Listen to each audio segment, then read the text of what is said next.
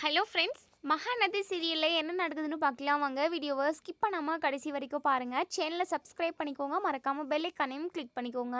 இப்போது இங்கே நம்ம விஜய் மறுநாள் நம்ம விஜயும் காவேரியும் ஆஃபீஸ்க்கு போகிறாங்க. ஆஃபீஸில் பெரிய பிரச்சனை. எல்லாருமே எங்கள் பணத்தை நீங்கள் திருப்பி கொடுத்தே தான் ஆகணும், கண்டிப்பாக நாங்கள் பணத்தை வாங்காமல் திரும்ப யாருமே போக மாட்டோம் அப்படின்னு சொல்லிட்டு மக்கள் எல்லாருமே இவங்க கூச்சல் போட்டுக்கிட்டு இருக்கவும், நம்ம காவேரியுமே கத்தி கத்தி பேசுகிறாங்க. நம்ம விஜயுமே எவ்வளோ எடுத்து சொல்லியுமே யாருமே கேட்குற மாதிரி தெரியல.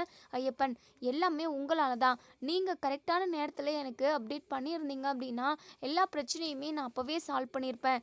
இந்த அளவுக்கு கொண்டு வந்து விட்டுட்டிங்களே அப்படின்னு சொல்லிட்டு நம்ம விஜய் பயங்கர டென்ஷனாக தலையை பிடிச்சிக்கிறாங்க. இதெல்லாம் பார்த்துக்கிட்டு இருந்த நம்ம காவேரிக்கு பயங்கர கடுப்பாக இருக்குது. தயவு செஞ்சு எல்லாரும் சத்தம் போடாமல் கொஞ்ச நேரம் அமைதியாக இருக்கீங்களா அப்படின்னு சொல்லவும், கத்தி கத்தி பேசிக்கிட்டு இருக்க டைம்லேயே நம்ம காவேரிக்கு வயிறு வலி பிடிச்சிருது. உடனே இங்கே நம்ம விஜய் காவேரி கத்துனதுமே ரொம்பவே பதட்டமாயிடுறாங்க. வந்திருக்கிற ஜனங்க எல்லாருமே சைலண்ட் ஆயிடுறாங்க. காவேரி வழியில் துடிக்கிறாங்க. இங்கே நம்ம விஜய்க்கு என்ன பண்ணுறதுனே தெரியல. காவேரி, உனக்கு என்னாச்சுமா? உனக்கு என்ன பண்ணுது அப்படின்னு சொல்லி கேட்கவும், ஏங்க எனக்கு வயிறு நிறைய வலிக்குதுங்க, என்னால் தாங்கிக்கவே முடியல அப்படின்னு சொல்லிட்டு நம்ம காவேரி வழியில் ரொம்பவே துடிக்கிறாங்க. உடனே இங்கே நம்ம விஜய் இருந்துட்டு, காவேரி இப்போ கொஞ்ச நேரத்தில் நம்ம ஹாஸ்பிட்டல் போயிடலாம் அப்படின்னு சொல்லிட்டு இங்கே நம்ம விஜய் ஹாஸ்பிட்டலுக்கு கூட்டிகிட்டு போகிறாங்க. விஜய் ரொம்பவே பதட்டமாக இருக்காங்க. காவேரி வழியில் துடிக்கிறாங்க. இங்கே விஜய்க்கு என்ன பண்ணுறதுனே ஒன்றுமே புரியல. இப்போ ஹாஸ்பிட்டலுக்கு போனதுமே டாக்டர் இருந்துட்டு ட்ரீட்மெண்ட் போய்கிட்டு இருக்கு, நாங்கள் பார்த்துட்டு தான் என்ன ஏதுன்னு சொல்லுவோம் அப்படின்னு சொல்லிட்டு ட்ரீட்மெண்ட் பார்த்துக்கிட்டு இருக்காங்க. விஜய்க்கு பயங்கர கடுப்பாக இருக்குது. ஐயோ, ஆஃபீஸ் விஷயமா பேச போய் காவேரி டென்ஷனில் இப்படி கத்தி கத்தியே வயிறு வலி வந்துருச்சு, குழந்தைக்கு ஏதாவது ஆபத்தாக இருக்குமா? ஐயோ, என்ன பண்ணுறதுன்னு சொல்லிட்டு நம்ம விஜய் பயங்கரமாக அழுதுகிட்டு இருக்காங்க. அப்போ தான் இங்கே நம்ம சாரதா விஜய்க்கு கால் பண்ணுறாங்க. விஜய்மே கால் அட்டன் பண்ணி, சொல்லுங்க அத்தை அப்படின்னு சொல்லிட்டு அழுதுகிட்டே பேசுவோம். தம்பி, என்ன தம்பி, ஏன் தம்பி அழுகுறீங்க, என்னாச்சு அப்படின்னு சொல்லி கேட்கவும், அத்தை காவேரிக்கு வயிறு வலி அதிகமாக பிடிச்சிருச்சு, ரொம்பவே பெயினில் ரொம்பவே கஷ்டப்பட்டுக்கிட்டு இருந்தா. நான் இப்போது ஹாஸ்பிட்டல் கொண்டு சேர்த்துருக்கேன். இப்போது அட்மிட் பண்ணிகிட்டு இருக்காங்க, ட்ரீட்மெண்ட்டும் போய்கிட்டு இருக்கு. என்னன்னே இப்போ வரைக்கும் டாக்டர் எதுவுமே சொல்ல மாட்டேங்கிறாங்க. எனக்கு ரொம்ப பயமாக இருக்கேன்ட்டு அப்படின்னு சொல்லிட்டு நம்ம விஜய் பயங்கரமாக அழுகுறாங்க. இதை கேட்டு நம்ம சாரதா ரொம்பவே பதட்டப்படுறாங்க. என்ன தம்பி சொல்கிறீங்க அப்படின்னு சொல்லிட்டு பக்கத்தில் கங்கா இருக்காங்க. என்னம்மா ஆச்சு அப்படின்னு சொல்லி கேட்கவும், ஹேய், காவேரிக்கு வயிறு வலி வந்துருச்சாண்டி, ஹாஸ்பிட்டலில் விஜய் தம்பி அட்மிட் பண்ணியிருக்காராம் அப்படின்னு சொல்லிட்டு இங்கே நம்ம சாரதா கங்கா கிட்டே சொல்லவும், கங்காவுமே, அம்மா என்னம்மா, இப்போது 7 மாதம் தானே ஆகுது, 7 மாதத்தில் குழந்த பிறந்துச்சு அப்படின்னா குறை மாதத்தில் குழந்த பிறந்துருச்சுன்னு சொல்லிட்டு எல்லாருமே சொல்லுவாங்க. அது மட்டும் இல்லாமல் குழந்தையுமே வீக்காக இருக்குமே. ஐயோ, காவேரிக்கு மட்டும் இப்போது 7 மாதத்தில் குழந்தை பிறந்துடவே கூடாது. ஐயோ கடவுளே, எதுக்காக இப்படி ஒரு சோதனையை அவங்களுக்கு கொடுத்த அப்படின்னு சொல்லிட்டு நம்ம கங்காவுமே பயங்கரமாக அதாவது ரொம்பவே ஃபீல் பண்ணுறாங்க. அதே சமயம் சாமிக்கிட்டேயுமே வேண்டிக்கிறாங்க. இப்போது இங்கே நம்ம சாரதாவும் கங்காவும் அவசரமாக கிளம்புவோம். எங்கள் தாத்தாவும் பாட்டியும் பார்க்குறாங்க. உடனே நம்ம பாட்டி இருந்துட்டு, நில்லு சாரதா, எங்கே போகிற அப்படின்னு சொல்லி கேட்கவும், உடனே இங்கே நம்ம சாரதா ரொம்பவே பதட்டமாக விஜய் சொன்ன விஷயத்த சொல்லிவிட்டு அங்கேருந்து கிளம்பி போகிறாங்க.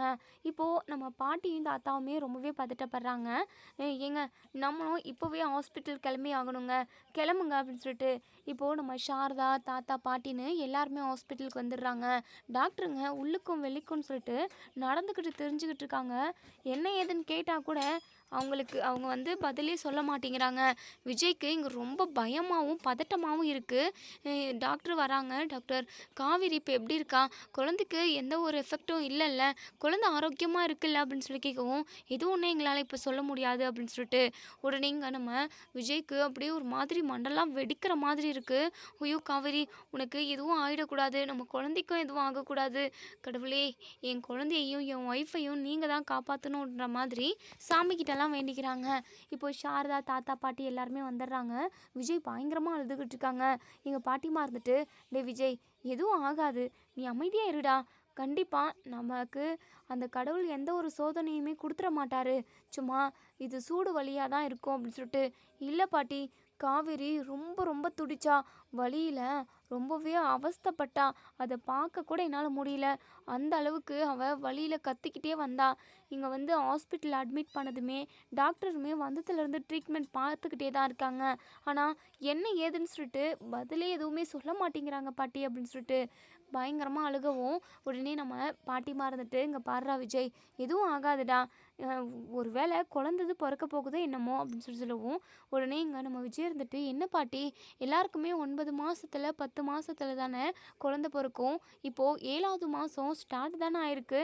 இந்த டைம்ல கூட குழந்தை பிறக்குமா?" அப்படின்னு சொல்லி கேட்கவும், விஜய், "ஒரு சிலவங்களுக்கு 7வது மாசத்துல குழந்தை பொறக்குதுடா. ஒரு சிலவங்களுக்கு குழந்தை வீக்கா பொறக்கும். அதுக்கப்புறம் அதாவது குழந்த வந்து எந்த ஒரு சத்துமே இல்லாமல் ரொம்பவே கிரிட்டிக்கலாக இருக்குன்ற மாதிரியெல்லாம் சொல்லுவாங்க. ஆனால் ஒரு சில குழந்தைங்க நல்லாவும் இருக்குடா. நீ கவலைப்படாத. காவேரிக்கும் குழந்தைக்கும் எதுவும் ஆகாது அப்படின்னு சொல்லிட்டு எங்கள் விஜய்க்கு பதட்டமாக இருக்குது. என்ன பாட்டி இப்படி சொல்கிறாங்களே, அப்போது குழந்த பிறந்துருச்சு அப்படின்னா குழந்தைக்கு ஏதாவது ப்ராப்ளம் இருக்குமோ, ரொம்பவே வீக்னஸாக பிறக்குமோ அப்படின்னு சொல்லிட்டு ரொம்பவே பயப்படுறாங்க. அதுக்கப்புறம் டாக்டர் வந்து ட்ரீட்மெண்ட் நல்லா முடிச்சுட்டு வெளியே வராங்க. இப்போது டாக்டர் இருந்துட்டு விஜய்கிட்ட, "உங்ககிட்ட நாங்கள் தனியாக பேசணும்" அப்படின்னு சொல்லிட்டு, "சொல்லுங்கள் டாக்டர்" அப்படின்னு சொல்லிட்டு கேட்கவும், உடனே நம்ம விஜயும் டாக்டரும் தனியாக பேச போகிறாங்க. இப்போது டாக்டர் இருந்துட்டு, "இங்கே பாருங்கள் விஜய், உங்கள் ஒய்ஃபுக்கு பிரசவ வலி தான் வந்திருக்கு. 7வது மாதன்றதுனால கொஞ்சம் எங்களுக்குமே பயமாக தான் இருக்குது. குழந்தையோட வெயிட்டுமே ரொம்ப ரொம்ப கம்மியாக இருக்குது. எங்களுக்கு இது ரொம்ப கிரிட்டிக்கலான கேஸ்னு கூட சொல்லணும். இப்போது நாங்கள் ஆப்ரேஷன் பண்ணி தான் எடுத்தாகணும். அந்த மாதிரி ஒரு சுச்சுவேஷனில் தான் இருக்குது. தலையை கொடி சுற்றி இருக்கு. தொப்புள் கொடி சுற்றி இருக்கிறதுனால இப்போவே ஆப்ரேஷன் பண்ணி எடுத்தால் மட்டும்தான் காவேரியை உயிரோட பார்க்க முடியும்" அப்படின்னு சொல்கிறாங்க. "என்ன பண்ணணும்? இப்போ நாங்கள் ஆப்ரேஷன் பண்ண போகிறோம். அதுக்கு நீங்கள் சைன் பண்ணணும்" அப்படின்னு சொல்லிட்டு இங்கே டாக்டர் சொல்கிறாங்க. இதை கேட்ட நம்ம விஜய்க்கு ரொம்பவே பயமாகவும் பதட்டமாகவும் இருக்குது. "என்ன டாக்டர் சொல்கிறீங்க? அப்போது என் குழந்தை ஆரோக்கியமாக பிறக்காதா?" அப்படின்னு சொல்லி கேட்கவும், "அப்படியெல்லாம் இல்லை விஜய். இந்த மாதிரி 7 மாசத்துல எத்தனையோ குழந்தைங்க பிறந்திருக்கு. கொஞ்ச நாளைக்கு காற்று படாமல் ஐசியூவிலே வச்சுருக்கணும். ரொம்ப அஹ், பத்திரமா பார்த்துக்கணும். ஒரு 3 மாதம் வரைக்கும் அப்படி பார்த்துப்பாங்க. அதுக்கப்புறம் கொஞ்சம் கொஞ்சமாக செட் ஆகிடும். நீங்கள் எதுவும் கவலைப்படாதீங்க விஜய். இப்போ நாங்கள் ஆப்ரேஷனுக்கு எல்லாமே ரெடி பண்ணவா?" அப்படின்னு சொல்லி கேட்கவும், "சீக்கிரமாக ரெடி பண்ணுங்க டாக்டர். எப்படியாவது என் பிள்ளையும் என் ஒய்ஃபையும் நீங்கள் காப்பாற்றி கொடுத்துருங்க" அப்படின்னு சொல்லிட்டு, "கவலைப்படாதீங்க விஜய், நாங்கள் காப்பாற்றிடுவோம்" அப்படின்னு சொல்லிட்டு இங்கே நம்ம டாக்டருமே இப்போ ஆப்ரேஷனுக்கு எல்லா ஏற்பாடுமே பண்ணிக்கிட்டு இருக்காங்க. விஜய் ரொம்பவே மனசொடைஞ்சு போய் வந்து உட்காரவும், நம்ம சாரதா இருந்துட்டு, "தம்பி, டாக்டர் என்ன சொன்னாங்க தம்பி?" அப்படின்னு சொல்லி கேட்கவும், "காவேரிக்கு ஆப்ரேஷன் பண்ண போகிறாங்களாம் அத்தை" அப்படின்னு சொல்கிறாங்க. இதை கேட்டதுமே இங்கே நம்ம சாரதா பயங்கரமாக அழுக ஆரம்பிச்சிடுறாங்க. "என்ன சொல்கிறீங்க தம்பி? ஆப்ரேஷனா? அதுவும் 7வது மாதத்துலேயே? குறை மாதத்தில் பிறந்தா அது சரியில்லாத மாதம்னுவாங்களே, சரியில்லாத குழந்தை அப்படி இப்படின்னுவாங்களே" அப்படின்னு சொல்லிட்டு எங்கள் சாரதா அவங்க பாட்டுக்கு புலம்பிக்கிட்டு இருக்கவும், உடனே இங்கே நம்ம விஜய் இருந்துட்டு, "இங்கே பாருங்க அத்தை, அப்படியெல்லாம் கிடையாது. கண்டிப்பாக என் குழந்தை நல்லா ஆரோக்கியமாக நல்ல ராசியோடு தான் பிறக்கும். நீங்கள் தேவையில்லாமல் கண்டதெல்லாம் யோசிக்காதீங்க" அப்படின்னு சொல்லிட்டு பேசிக்கிட்டு இருக்க நேரத்துலேயே இங்கே ஆப்ரேஷனுமே முடிஞ்சிருது. குழந்தையுமே பிறந்துருது. இப்போது நம்ம காவேரி வந்து மயக்கத்தில் இருக்காங்க. டாக்டர் வந்து விஜய் கிட்ட குழந்தைய கொண்டு வந்து கொடுக்குறாங்க. குழந்தைய பார்த்துட்டு நம்ம விஜய் பயங்கரமாக சந்தோஷப்படுறாங்க. இப்போ டாக்டர் சொல்கிறாங்க, "விஜய், நீங்கள் கவலையே படாதீங்க. நீங்கள் செஞ்ச புண்ணியம் தான். உங்கள் குழந்தை ரொம்ப ஆரோக்கியமாக இருக்குது. வெயிட்டுமே கரெக்டான எடையில தான் இருக்குது. 2½ கிலோ இருக்குது. 2½ கிலோ இருந்தாவே நார்மல் தான். நீங்கள் கவலையே பட வேண்டாம். உங்கள் ஒய்ஃபுமே மயக்கத்தில் இருக்காங்க. அவங்க இன்னும் கொஞ்ச நேரத்தில் மயக்கம் தெளிஞ்சதும் கண் விழிச்சிருவாங்க. 2 பேருமே இப்போது ஆரோக்கியமாக இருக்காங்க" அப்படின்னு சொல்லிட்டு, "ஆமாம் டாக்டர், என்ன குழந்தை பிறந்திருக்கு?" அப்படின்னு சொல்லி கேட்கவும், "உங்களுக்கு பெண் குழந்தை பிறந்திருக்கு. நீங்கள் கொடுத்து வச்சவங்க" அப்படின்னு சொல்கிறாங்க.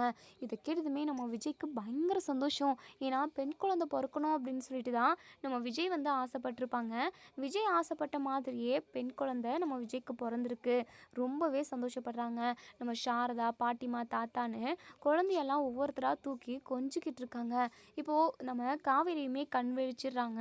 அதுக்கப்புறம் நம்ம விஜய் வந்து குழந்தைய தூக்கிட்டு வந்து காவேரி கிட்ட, "காவேரி, நம்ம குழந்தைய பாரு. இங்கே பார்த்தியா, இந்த குழந்தை உன்ன மாதிரியே இருக்குது. நான் ஆசைப்பட்ட மாதிரியே எனக்கு குழந்தை குழந்தை பாக்கியத்தை அந்த கடவுள் கொடுத்துருக்காரு அப்படின்னு சொல்லிட்டு இங்கே நம்ம விஜய் ரொம்பவே சந்தோஷமாக காவேரி கிட்ட காட்டவும் காவேரியுமே ரொம்பவே சந்தோஷமாக சிரிச்சுக்கிட்டு இருக்காங்க. இருந்தாலும் வலிக்கு ரொம்பவே அதாவது அழுகுறாங்க.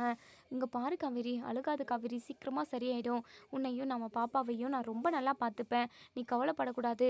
வலியெல்லாம் சீக்கிரமாக சரியாயிடும். உனக்கு வலிக்காமல் இருக்கிறதுக்கு நான் ஏதாவது இன்ஜெக்ஷன் பண்ண சொல்கிறேன் இரு அப்படின்னு சொல்லிட்டு நம்ம விஜய் வந்து சொல்கிறாங்க. இப்போது குடும்பமே எல்லாருமா ரொம்ப ரொம்ப சந்தோஷமாக இருக்காங்க. இதெல்லாம் பார்த்துக்கிட்டு இருந்த அன்பரசுக்கு பயங்கரமாக கடுப்பாக இருக்குது. இவங்க இந்த விஜய் கூட உள்ள எல்லாருமே எப்போவுமே கவலையிலே இருக்கணும்னு நினச்சோம். ஆனால் அந்த குழந்தை பிறந்து எல்லாருமே சந்தோஷமாக இருக்காங்களே, ஆஃபீஸ் விஷயத்த எல்லாத்தையுமே மறந்துட்டாங்களே அப்படின்னு சொல்லிட்டு எங்கள் அன்பரசுக்கு பயங்கர கடுப்பாக இருக்குது. விஜய் சந்தோஷமாக இருக்கிறத பார்த்ததுமே இதோட இந்த ரிவ்யூ முடியுது. இதுக்கப்புறம் என்ன நடக்கு சொல்லி வெயிட் பண்ணி பார்ப்போம் ஃப்ரெண்ட்ஸ். நம்ம விஜய் ஆசைப்பட்ட மாதிரியே விஜய்க்கு பெண் குழந்தை பிறந்திருக்கு. விஜயுமே ரொம்ப ரொம்ப சந்தோஷமாக இருக்காங்க. இந்த வீடியோ உங்களுக்கு பிடிச்சிருந்தது, அதே சமயம் நம்ம விஜய் நினச்ச மாதிரியே பாப்பா பிறந்திருக்குன்ற விஷயம் எல்லாருக்குமே பிடிச்சிருந்தது அப்படின்னா இந்த வீடியோ கீழே கமெண்ட் பண்ணி லைக் பண்ணி சப்ஸ்கிரைப் பண்ணி தெரிவிங்க. தேங்க்யூ.